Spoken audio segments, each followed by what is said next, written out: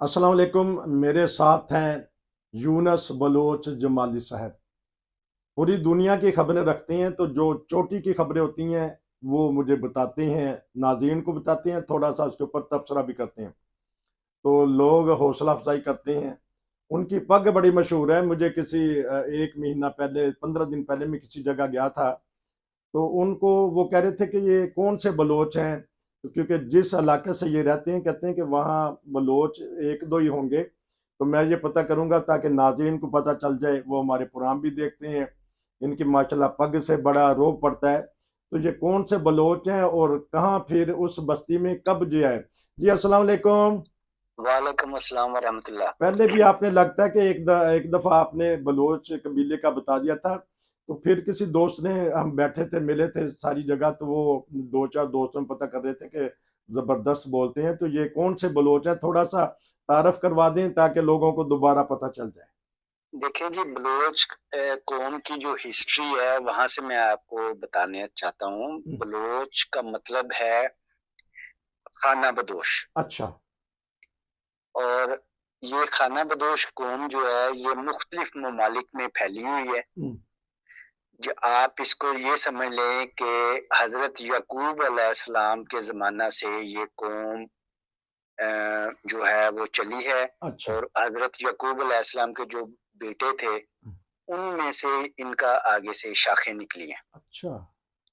तो वहां से ये हिजरत करते हुए शाम से हिजरत करते हुए ईरान, अफगानिस्तान, पाकिस्तान और इन इलाकों में ये आबाद हैं। हम्म। इसके अलावा ओमान में हैं और आबाद हैं, सलाला में, यमन में, ये सारे इलाकों में मुख्तलिफ कबाइल बलोचों के आबाद हैं। ठीक। जिनमें से आप अरबी बलोच भी कह सकते हैं, ईरानी बलोच भी हैं, हम्म। अफगानिस्तान में भी बलोच हैं, हम्म। इवन आपके हिंदुस्तान में और पाकिस्तान में इन जगहों पर भी बलोच कबाइल मौजूद हैं। ठीक। ठीक है। अब रही बात स्पेसिफिक हम कौन से बलोच हैं। हम्म। देखिए, हम पैदा तो पाकिस्तान में हुए, पंजाब के इलाका में। हम्म। लेकिन हमारे जो आबाओ अजदाद थे, जो मेरे वालिद साहब थे, वो डेरा मुराद जुमाली एक इलाका है ठीक। पाकिस्तान में, वहां से वो बिलोंग करते हैं। हम्म। और जमाली खानदान से, यानी जब कबीला बलोचों का जो जमाली हम्म। कबीला है, वहां से वो हम्म। तलक रखते हैं। हम्म। तो इस हवाले से हम लोग जमाली बलोच होते हैं। अच्छा, वो उस बस्ती में आप कब गए थे? वो थोड़ा सा था कि वहाँ कम ही बलोच, दो चार फैमिलियां होंगी, तो उस इलाका में आप नहीं, कब गए दो थे? चार फैमिलियां नहीं होती भाईजान, पूरा वो एक शहर है, डेरा मुराद नहीं नहीं, जमाली वहाँ किसी नहीं, को। वहाँ नहीं। मेरा हाँ, मतलब है जहाँ आपका बचपन गुजरा है, उस इलाके की बात कर रहा हूँ हाँ, मैं वो उसमें भी बहुत सारे बलोच आबाद हैं मैं। अच्छा। जो एक जमाना में एक वक्त के इमाम को मानकर यहाँ पर हिजरत करके आ गए थे। जी। उन्हीं में मेरे वालिद साहब भी शामिल थे। अच्छा। वो अपने कबीले में पहले या दूसरे शख्स थे जिन्होंने एक इमाम वक्त को माना और फिर वो हिजरत कर ली। हाँ जी। ठीक है। और हिजरत करने के बाद फिर उनका अपने कबीले से राब्ता खत्म हो गया। अच्छा।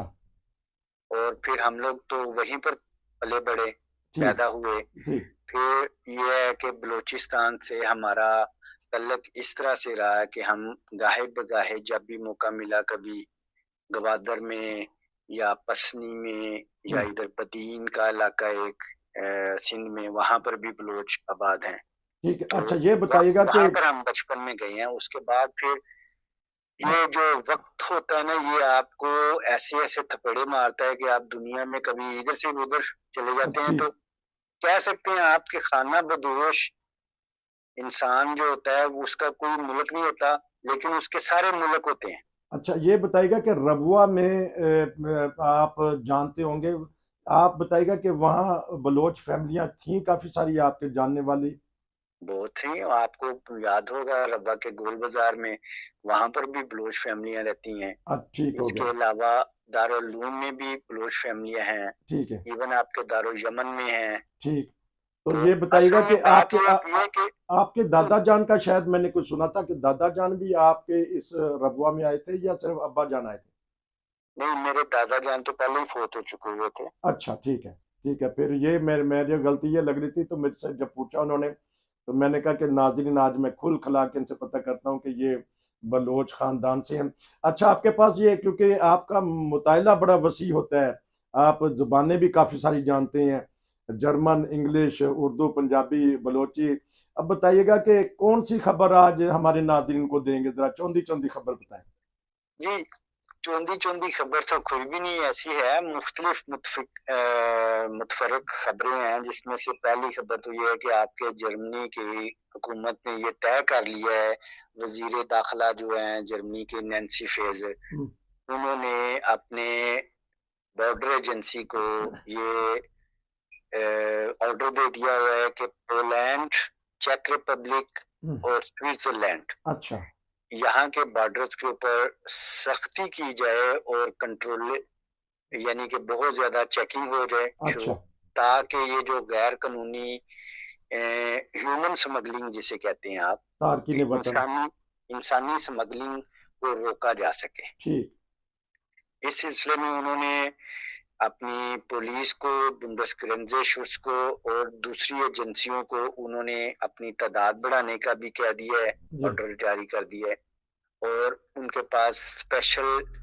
टेक्निक्स के ऐसी-ऐसी चीज़ें प्रोवाइड करनी शुरू कर दी हैं कि जो लेज़र के साथ या ऊपर आपका ग्रेंज़े के ऊपर, यानी सरहदों के ऊपर बहुत सारा वो चलेगा, क्या कहते हैं, कैंप जी, फ्लुक्सोई जिसे कहते हैं, ठीक, जी, जहाज़, हाँ जी, वो जब ऊपर उड़ता हुआ जाएगा तो उसके अंदर वेर्निशुट्स कैमरे नक्स होते हाँ, हैं, जो इंसानी जिस्म की हरारत को नाप लेते हैं। हाँ जी, उनकी हरकत और सकनात देख लेते हैं, बड़ी सख्ती की जा रही है। आए दिन नाज़रीन, यहाँ की 2-3 खबरें हैं ज़्यादा। आजकल तो तारकीन वतन के बारे में हर खबर में एक खबर होती है, हर खबरों में, और उसके ऊपर तबसरा भी लिया जाता है, और जो इंतखाबात हैं, उसके ऊपर भी आजकल हो रही हैं बातें। अच्छा, अब कोई इंडिया से आपके पास खबर है जो लोग सुनना चाहते हैं, वो भी बताइएगा। वैसे ये खुशी की बात है कि क्रिकेट टीम जा रही है, उसको वीज़े मिल गए हैं। देखते हैं कि अब कैसे कांटेदार मुकाबले होंगे, वो हम आने वाले दिनों में तबसरा उस पे करेंगे। लेकिन इंडिया से कोई और खबर भी आपके पास है? देखिए, इंडिया के हमेशा से पाकिस्तान के साथ क्रिकेट के मुकाबलों में सही मुकाबले होते हैं और अच्छे मुकाबले जी, होते हैं, और स्पोर्ट्स को बढ़ावा देने वाले मुकाबले होते हैं, जी। इसमें तो कोई दो राय नहीं है। हुँ, लेकिन बात दरअसल ये है कि वक़्त के साथ-साथ पाकिस्तान और इंडियन हुकूमत जो है, आपस में इनके जो क्लैशेज़ होते हैं, उसकी वज़ह से ये स्पोर्ट्स के ऊपर असरअंदाज़ हो जाती हैं। जी, जबकि प्लेयर्स एक-दूसरे के साथ बड़े अच्छे तरीके से खेलते भी हैं, बातें भी करते हैं, उनकी आपस में यारी-दोस्ती भी है। जी, इसी तरह जो इंडियन अवाम है, हुँ, उनकी पाकिस्तान के अवाम के साथ बड़ी ही मोहब्बत है आपस में। जी, आपने बड़ा देखा होगा कि जब बाबा गुरु नानक का जन्मदिन होता है, तो जी, उसको मनाने के लिए इंडियन सिख वहाँ से आते हैं, लाहौर में, ननकाना साहब में, पेशावर तक जाते हैं। हुँ, तो इतनी खुशी से लोग उनको वेलकम करते हैं, और वो जब भी जाते हैं वापस, हुँ। जाके वो एक ही बात करते हैं कि हमें तो पाकिस्तान में एक ऐसा माहौल मिला, जो एक फ्रेंडलिश माहौल हाँ था, जी, प्यार और जिसमें कहीं मोहब्बत भी का हमें माहौल मिला। तो लेकिन अब फ़िल्म इंडस्ट्री वाले भी बीच में कूद पड़े हैं, वो जो रही सही कसर वो पूरी कर देते हैं। सुनने में आया है कि धड़ाधड़ फ़िल्में बनाई हैं अब इंडिया ने पहले भी। अब कोई नई फ़िल्म बनी है उसके बारे में बताइएगा? देखिए, ये एक इंडियन पॉलिसी होती है हमेशा, ये बल्कि हुकूमतों की ये पॉलिसीज़ होती हैं कि किसी भी कंट्री में उसको डिवैल्यू करने के लिए उसके बारे में अफ़वाहें फैला दी जाएँ, हुँ, और फ़िल्म जो होती है वो एक अफ़वाह होती है। ठीक, ये अमेरिका भी करता था रशिया के खिलाफ, जी, ठीक है? ये अमेरिका करता था इराक के खिलाफ, जी, अफ़गानिस्तान के खिलाफ। हुँ, अब वही पैटर्न जो है, चूँकि जो इंडिया की फ़िल्म इंडस्ट्री है, दुनिया में फ़िल्म मेकिंग के लिहाज़ से सबसे बड़ी है। जी, वो सबसे बड़ी है, उसकी 1 साल के अंदर 385 फ़िल्में तैयार होके मार्केट में आ जाती हैं। अच्छा, 385, हुँ, यानी हर रोज़ एक फ़िल्म से ज़्यादा फ़िल्म फिनिश होके मार्केट में आ जाती है। जी, यहाँ से आप अंदाजा करें कि वो कितनी बड़ी फिल्म इंडस्ट्री है। जी तो इसके ऊपर फिर हुकूमतों का प्रेशर होता है, फिर ज़ाहिर बात है उन्होंने वो चीज़ दिखानी होती है, और आजकल उनका मौजू जो है वो पाकिस्तान, अफ़गानिस्तान और इसी तरह की चीज़ें हैं, हम्म, जहाँ पर उनके इंडियन एजेंट जो होते हैं हीरो बने जी होते हैं, जी और वो क्योंकि अब इनके पास टेक्नीक ऐसी आ चुकी हुई है, स्टोरीज़ तो इनके पास रही नहीं है कोई ऐसी जी ख़ास-वास।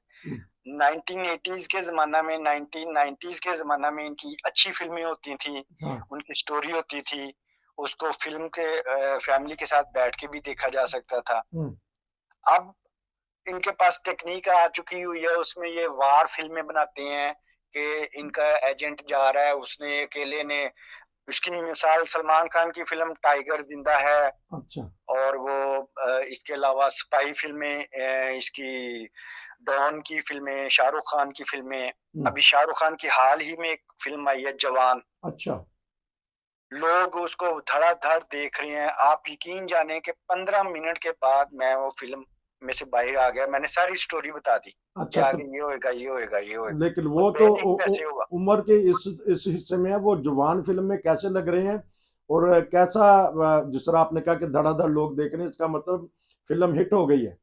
देखिए, फ़िल्म हिट होने का मतलब ये नहीं होता कि फ़िल्म कामयाब है या फ़िल्म बहुत अच्छी है। अच्छा चूँकि काफ़ी अरसे के बाद ये Shahrukh Khan is pure businessman. अच्छा वो बिज़नेस के हवाले से अपनी फ़िल्मों को रिलीज़ करता है, हम्म, ठीक है?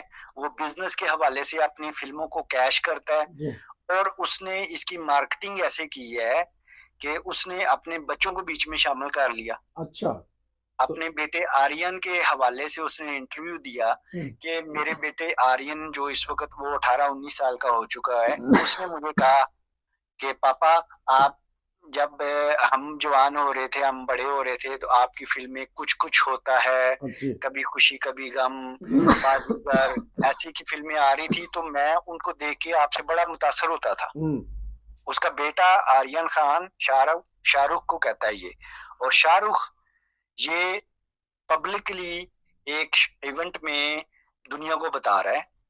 तो कहता है कि आपका जो छोटा बेटा है, जो सबसे छोटा इस वक़्त वो मेरे ख़्याल में 6-7 साल का होगा, हम्म, तो पापा आप उसके लिए कोई अच्छी-सी फ़िल्म बनाएँ, अच्छा ताकि वो जब वो उन फ़िल्मों को देखे तो वो देखे कि मेरा बाप जो है बड़ा हीरो है। हम्म, तो इसने आगे से फिर कहा कि उसके लिए मैंने ये जवान फ़िल्म तैयार की है।